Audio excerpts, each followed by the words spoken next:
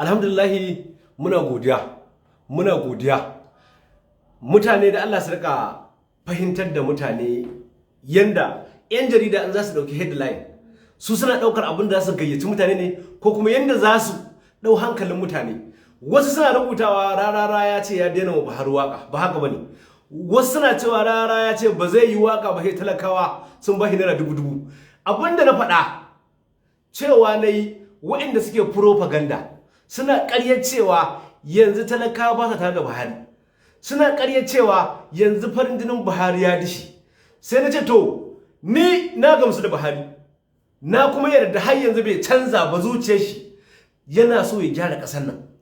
Na ce to ina da ayyukan Buhari kuma waɗanda ya yi, abubuwa waɗanda ya yi a jihohi daban-daban na ƙasar nan, waɗanda ya zo ya saita mana ƙasar nan, zan fito da su a cikin waƙan nan, zan mai da su waƙa.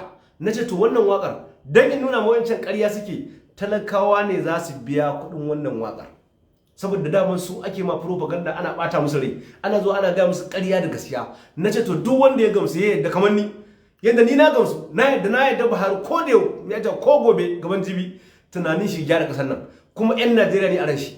To saboda haka kuma na ɗauki gudunmawa ta har 5,000 na sa a cikin wani account ɗin. Sai na bada account number, na ce wannan account ɗin a nan za a sa kuɗin nan. Account ɗin nan Zenith Bank ne, Zenith Bank, Rarara Multimedia Company Nigeria Limited.